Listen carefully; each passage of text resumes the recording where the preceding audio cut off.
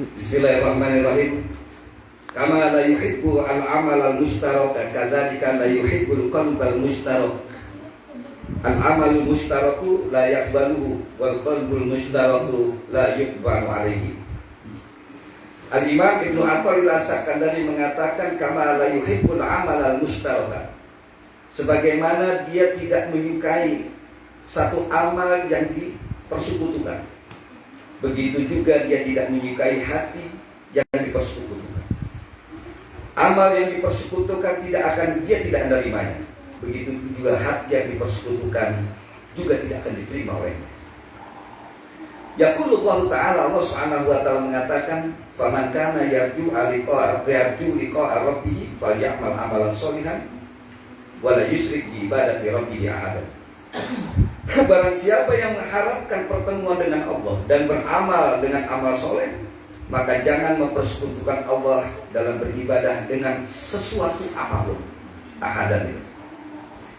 Kemudian Allah juga bilang dalam surat Al-Bayyinah, wa ma umiru illa liya'budullaha mukhlishina lahuddin.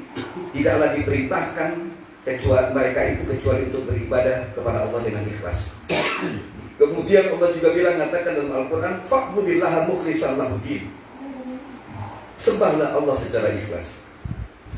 Di dalam ayat ini menunjukkan Bapak dan Saudara yang dimuliakan oleh Allah, bahwa Allah subhanahu wa ta'ala tidak akan menerima amal apapun kalau tidak ikhlas karena Allah. Ini amal apapun, mau sedekah, mau sholat, mau zakat, mau amal soleh, mau nolong orang, mau apa, tidak akan diterima kalau tidak ikhlas. Ikhlas itu apa? Kita mengerjakannya hanya pengen dapat ridho Allah. Orang ke masjid kadang-kadang cuma pengen nunjukkan, nih saya orang yang rajin ke masjid. Tujuannya begini. Ada yang ke masjid karena nggak enak pada tangga. Ada yang ke masjid karena disuruh-suruh sama bini. Ada yang ke masjid karena lagi pusing. Masjid bakal tenang. Tujuannya bukan pengen dapat ridho Allah, tapi dia punya kepentingan pribadi. Maka Imam Ibnu Athaillah As-Sakandari mengatakan di sini apa? Allah nggak suka kalau amal itu dipersekutukan. Nah, ada penyebab orang mempersekutukan amal. Pertama, syaibatul riya. Riya itu apa? Riya itu qasdut tahabbubi bit ta'ati ila nasi au qasdul wusuli biha ila masalihi minhum. Jadi riya itu tujuan taat itu pengen disenangi orang. Saya sholat supaya orang senang melihat saya sholat. Saya zakat, sedekah supaya orang senang saya dibilang biar orang. Atau tujuannya itu pengen dapat kepentingan diri. Di balik kata apa tadi kepentingan. Saya sholat supaya orang anggap saya orang benar, dilihat orang. Dan riya ini penyakit seperti masuk angin, Pak. Bisa menimpa siapa saja, kepada ustaz, ulama, kiai, bukan hanya kita. Karena ini masuk seperti penyakit. Dan kalau menimpa kepada kita, sulit kita mendeteksi ada riya. Kenapa? Kadang-kadang kita tujuannya pengen dilihat orang, pengen supaya orang senang, pengen dapat tempat di hati manusia. Maka Rasulullah katakan apa? Riya akhfa min dabilin namdati fi lailatil muslimati ala misil aswad. Riya itu lebih kecil dari semut hitam yang berjalan dalam kegelapan malam di atas batu kolam hitam. Bisa lihat nggak? Nah, yang tahu siapa? Orang nggak tahu, Pak. Kalau saya riya, yang tahu adalah diri saya sendiri. Bapak riya, orang nggak tahu Bapak riya, karena itu adalah hati Bapak. Yang tahu apa? Bapak sih. Ketika Bapak beribadah sedekah itu pengen dapat tempat di hati orang atau ada pengen dibilang orang baik, ada dibilang orang dermawan, ada yang pengen dibilang orang soleh ketika ibadah. Nah ini Allah gak suka dengan amal yang ada riyanya. Kenapa? Ini dianggap syirkul asghar, Syirik yang paling kecil. Itu dia. Yang kedua, tasannu fi ta'ati. Apa tasannu fi ta'ati? Tasannu itu dikasana ayun sanni, tasni, tasannu. Artinya apa? Berpura-pura taat. Menunjukkan apa? Madzahir wa ihayat wa mahabbah. Dia menunjukkan orang yang cinta sama Tuhan. Dia menunjukkan orang yang soleh. Dia berpura-pura, tapi untuk menarik perhatian manusia. Coba, saya pakai jubah, saya pakai sorga, berpura-pura. Begitu. Tujuannya saya pakai ini bukan karena pengen dekat Allah, tapi tujuannya supaya orang memperhatikan saya. Itu namanya tasannu. Tasannu fil ibadah. Yang ketiga, al-ujub. Apa ujub itu?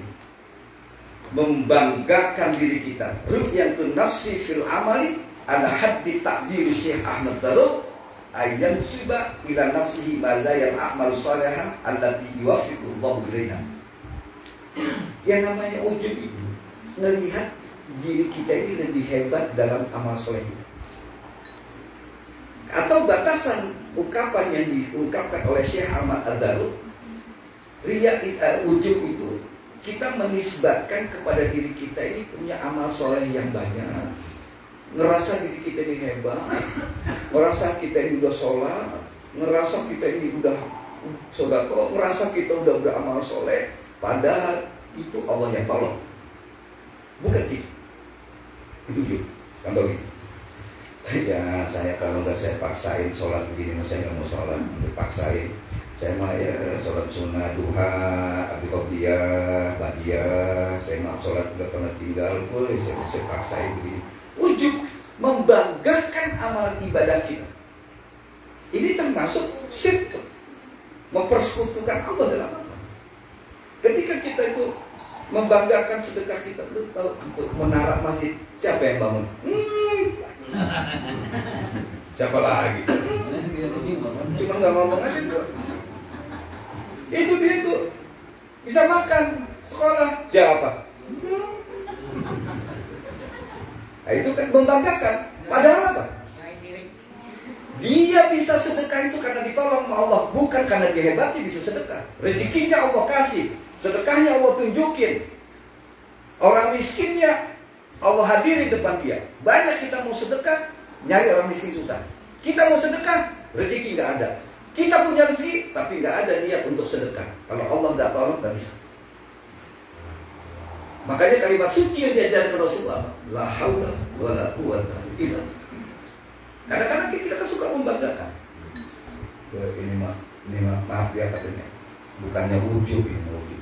Gua mah kalau yang kayak gitu mah tuh sering. Nah kalau bukan ujub apa? Namanya lu membanggakan diri depan gua. Kan begitu Pak. Ini mah bukannya sombong, bukannya ini mah. Kalau sholat-sholat kayak gitu mah, itu mah udah makanan lalapan saya setiap hari. Lah kalau bukan ujub apa namanya?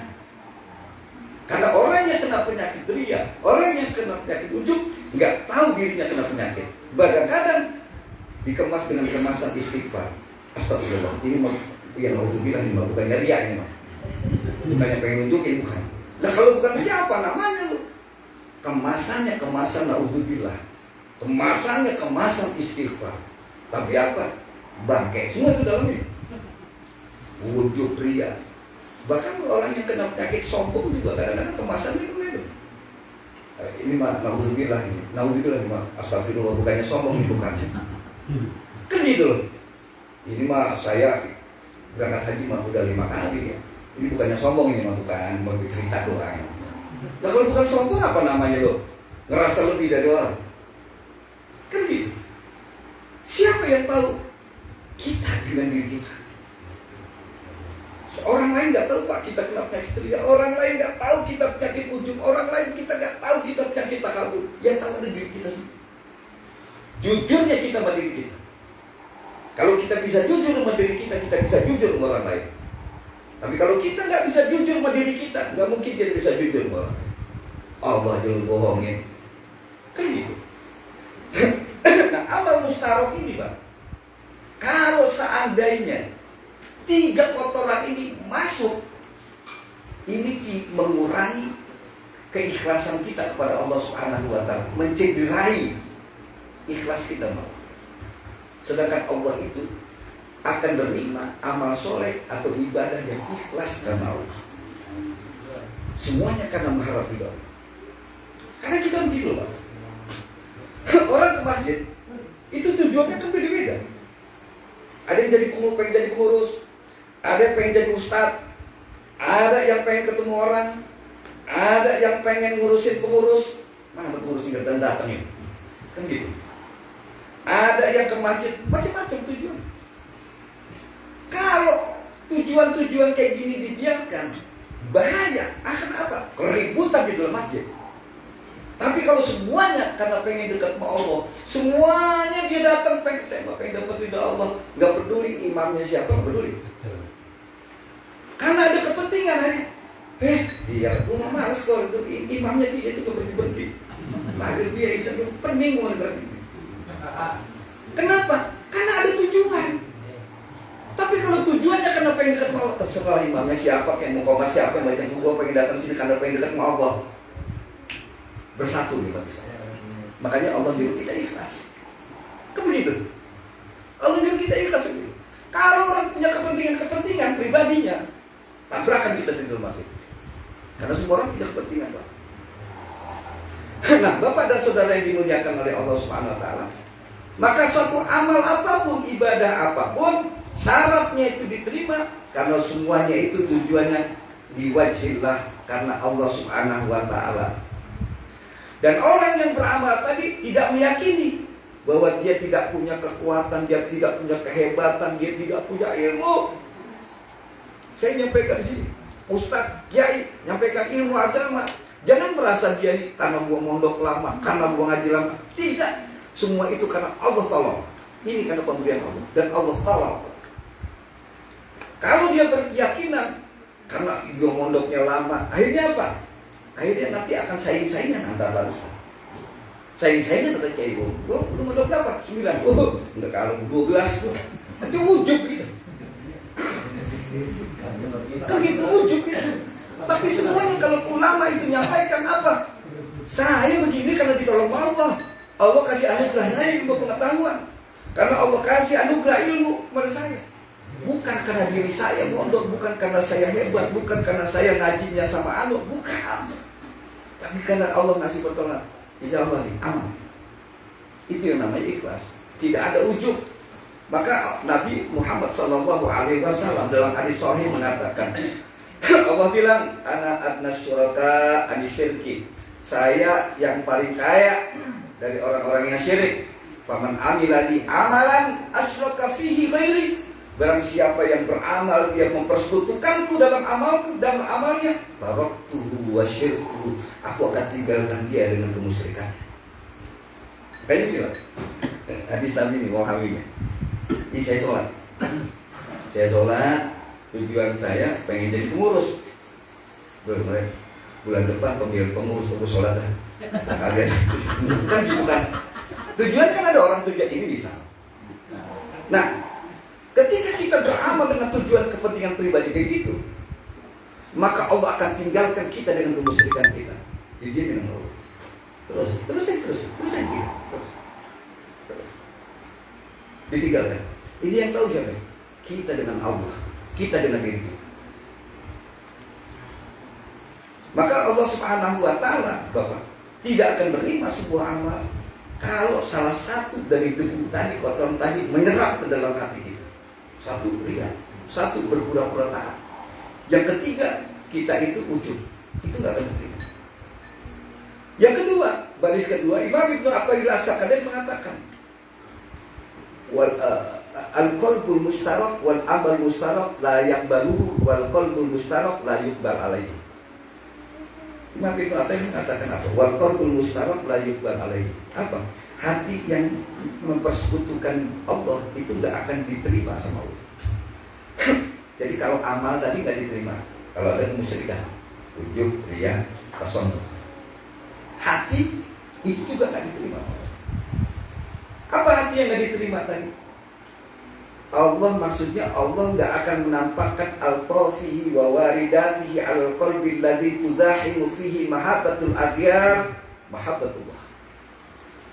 Allah nggak akan menampakkan latif, Allah nggak nampakkan waridatnya, karunia-Nya kepada hati yang bercampur di situ kecintaan Allah dengan kecintaan selain Allah. Jadi ada campur di situ kecintaan itu. Cinta itu cuma buat Allah, bukan cinta. Nggak boleh ada campuran cinta kepada Allah, cinta kepada dunia, tidak boleh. Makanya Allah bilang dalam Al-Quran, Bapak lihat di dalam surat Al-Baqarah ayat 165, walladzina amanu asyaddu hubban lillah. Sesungguhnya orang beriman itu sangat cinta pada Allah. Lalu gimana Ustaz? Kalau saya cinta sama anak istri saya, begini, sama seperti kita cinta sama Rasul. Kalau kita cinta Allah, cinta Rasul, berarti kita menduakan cinta, mempoligami itu. Kita cinta kepada Rasul tadi karena Allah yang kita cintai nyuruh kita untuk mencintai Rasulullah. Makanya kita cinta Rasulullah, bukan membagi cinta. Begitu juga saya cinta kepada anak istri saya karena Allah yang saya cintai menyuruh saya untuk mencintai anak dan istri saya, bukan membagi cinta, Pak. Itu cara berpikirnya. Kalau kita bagi cinta, cinta Allah, cinta Rasulullah, saya nih bagi, ini anak saya senang saya cinta, ini saya cinta. Kalau nggak mungkin cinta ini saya bagi, pasti ada yang lebih. Imam Allah atau Imam Rasulullah. Kenapa? Karena saya membagi cinta. Tapi kalau saya cinta kepada anak saya itu karena Allah menyuruh saya mencintai anak-anak saya tidak akan bisa berbagi cinta. Kenapa? Saya cinta itu karena cinta saya sama Allah. Gitu. Kan banyak orang cintanya kepada Rasulullah lenyap, cinta sama Allahnya lenyap. Allah yang nyuruh kita mencintai Rasulullah, Allahnya hilang. Yang saya sering ungkapkan, saya senang sama janda punya anak gadis. Janda itu ngomong, kalau lu cinta sama gua, cintain anak gua. Itu cintain nih gadisnya, lupa sama jandanya. Kan geblok itu, Pak. Allah nyuruh kita cinta kepada Rasulullah, cinta kepada Rasulullah, hilang cinta sama Allahnya. Ini gak boleh terjadi. Kenapa kok bisa begitu? Karena kita cinta itu dibagi dua. Tapi kita mencintai Rasulullah karena Allah yang kita cintai itu menyuruh kita untuk mencintai Rasulullah. Itu konsepnya. Sama seperti saya cinta kepada anak, saya cinta kepada istri, saya cinta kepada ini keluarga, saya cinta kepada orang Islam. Karena Allah yang saya cintai menyuruh saya untuk mencintai mereka. Supaya apa? Cinta Allah ini tidak boleh hilang. Karena ini sumber. Oh, coba lihat Al-Quran. Allah suruh kita itu mencintai Rasulullah. Yang nyuruh siapa? Allah. Yang suruh mencintai anak istri siapa? Allah. Semuanya mencintai keluarga. Makanya kata Allah Subhanahu wa taala di dalam Al-Quran, wa minan nasi mayattakhiduna min dunillahi andada. Ada sebagian manusia menjadikan tandingan-tandingan bagi Allah Subhanahu wa taala. Yuhibbunahum kahubbillah. Mereka mencintai Anda tadi, tandingan tadi seperti mereka mencintai Allah. Cukup ya. Saking kita cintanya sama bini kita, sama anak kita. Jadi menjadikan cinta kepada Allah tandingan ini loh. Saking cintanya kepada anak kita, Allahnya kalah. Nurutin anak, nurutin bini kita. Akhirnya apa? Ngaji enggak, sholat enggak. Nah ini kita mau kondangan nih, tapi udah masuk ke johor, udah nanti aja johornya, nampak make upnya ribet tapi. Akhirnya kita nggak johor, karena cinta kita sama istri kita. Ya ini yang dikatakan andad namanya. Kita menjadikan tandingan-tandingan bagi Allah Subhanahu wa taala. Yuhibbunahum kahubbillah. Mereka mencintai tandingan-tandingan tadi seperti mereka mencintai Allah Subhanahu wa taala. Jadi kata mencintai itu begini, bukan berarti ada bagian cinta kepada selain Allah, ada bagian cinta kepada Allah. Bukan. Namanya hati itu tidak bisa dibagi dua. Cinta di dalam hati itu tidak bisa dibagi dua. Makanya orang yang punya bininya dua itu katanya dua-duanya cinta, bohong. Pasti cinta sama bini mudanya. Oke, itu mungkin. Ngaku nih bunga, dia cinta sama lu gitu. Dia emang enggak, kasihan aja gue nikahin. Ntar ngomong bini muda, gue udah cinta lagi sama dia, kan cintanya malu. Cinta itu gak bisa begitu. Dan kita tahu, kita ini pakar-pakar cinta. Cinta itu gak begitu. Dan Bapak tahu kalau orang jatuh cinta, sekarang ini pertanyaan kita. Kita disuruh mencintai Allah. Sekarang kita bisa gak mencintai Allah? Apa buktinya orang kita cinta sama Allah? Kalau kita taat, kita sholat, itu berarti kita cinta Allah. Oh bukan. Bukan itu patokannya. Jadi begini, yang namanya kita cinta sama Allah Subhanahu wa Ta'ala itu, orang itu cinta itu kenapa Pak? Karena keindahan. Pertama keindahan zahir, yang kedua keindahan batin. Keindahan lahiriah dan keindahan batinnya. Kita bisa melihat nih, perempuan itu cantik, ya, atau ada laki-laki baik, dia ganteng, kita kan jadi senang tuh. Kan gitu. Cinta itu kan senang, jadi senang. Kemudian kita lihat juga akhlaknya baik, ya kan, hatinya juga baik. Kita jadi senang. Sekarang kita pertanyakan kepada diri kita. Allah ngasih napas sama kita, enggak kita bayar, enggak disuruh bayar. Allah ngasih nikmat sehat, kita nggak minta sehat, Allah kasih. Apa? Allah ada bayaran dari Allah, minta bayar, minta ganti Allah enggak. Ketika kita tidur, Allah jaga detak jantung kita, dijaga sama Allah. Lasinatu walanau, Allah itu enggak ngantuk, enggak tidur. Kamu tidur dan nanya, biar aku yang jaga detak jantungmu, aku yang jaga peredaranmu. Bagaimana baiknya? Kemudian Allah kasih kita nikmat, kasih rumah, kasih harta, ya kan? Allah kasih kedudukan, Allah kasih kehormatan kita di tengah masyarakat. Gimana? Apa kita nggak punya rasa senang sama Allah dengan itu? Seharusnya kan kita penasaran, yang ngasih saya ini ya gimana ya? Kok saya rindu pengen ketemu yang suka ngasih saya ini? Kan begitu Pak. Kalau ada orang ngasih pagi nasi uduk lontong sayur depan rumah kita, siangnya ngasih uang 2 juta, sorenya ngasih buah-buahan, malamnya ngasih nasi padang, ngasih nasi ini, tiap hari dia begitu. Kita tanya sama tetangga, siapa yang ngasih? Si A. Tahu orangnya? Nggak tahu, tapi si A namanya. Tentu kan kita penasaran Pak. Allah ngasih nikmat kita kayak begitu, apa kita nggak penasaran pengen ngeliat Allah? Apa nggak rindu pengen lihat Allah? Apa kita nggak ada rindu pengen Allah itu kayak apa sih yang baik sama saya? Tidak. Orang gila Pak itu. Dan ketika ada orang berbuat baik, kita kan pengen tahu orang itu apa. Makanya Imam Syafi'i apa? Saya ini Syafi'i, saya akan bertemu Allah. Saya yakin di akhirat nanti ketemu Allah. Kenapa? Saya sudah tidak sanggup lagi nahan rindu pengen ketemu Allah. Luar biasa baiknya Allah ini masa. Kan begitu. Kita kan kebaikan manusia, waduh kita ingat kebaikannya kan gitu, dia baik-baik. Allah yang baik selama ini hilang. Akhirnya kita senang dengan manusia, lupa kita nggak senang sama Allah Subhanahu wa Ta'ala. Kan begitu. Nah Allah nggak suka kita dipersekutukan begini. Rasa senang cinta kita itu sama Allah. Pada saat kita melakukan apapun, dasarnya cinta. Kalau Bapak taat mau beribadah itu buah dari cinta atau takut. Bukan cinta itu Bapak beribadah, bukan, itu buah dari cinta atau takut.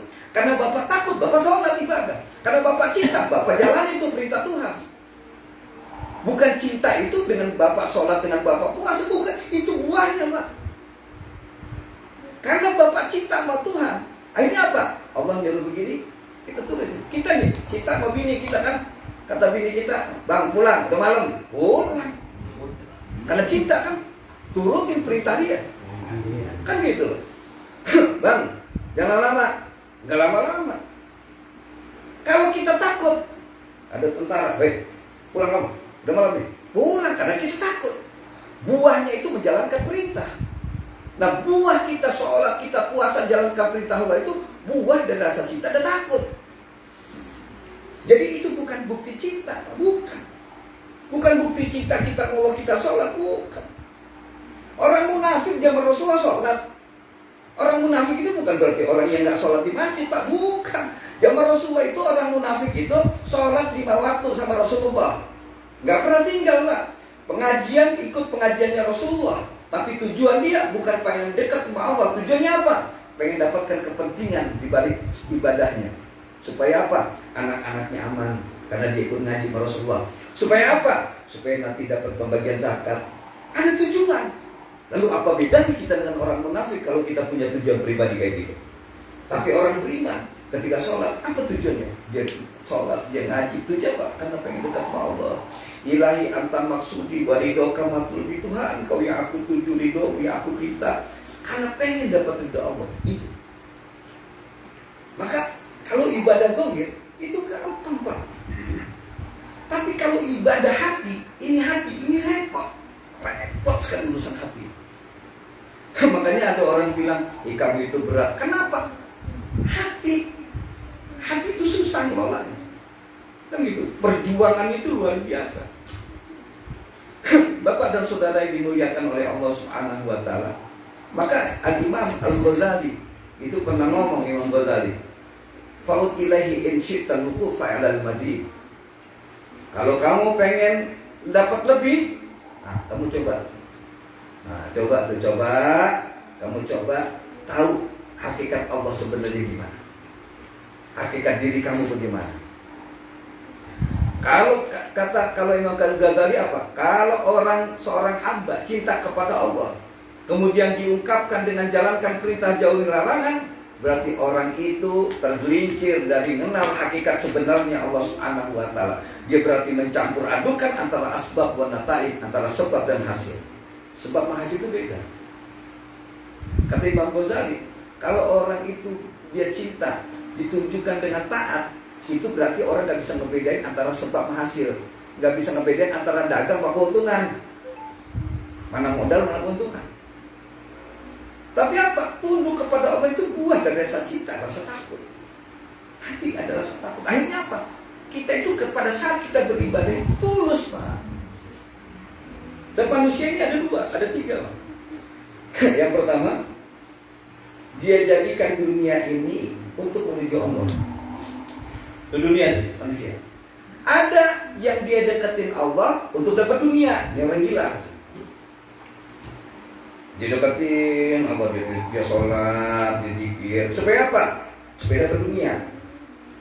Ada orang menggunakan dunianya untuk sampai kepada Allah. Ini enggak. Dia sampai kepada Allah untuk dapatkan dunia. Ini orang gila. Ada yang enggak nyampe ke Allah, enggak nyampe ke dunia. Makanya dia hidup udah kayak binatang. Semua umurnya. Nah, kita tergolong yang mana ini? Apakah kita menjadikan dunia ini untuk sampai kepada Allah, atau kita sampai kepada Allah untuk dapatkan dunia?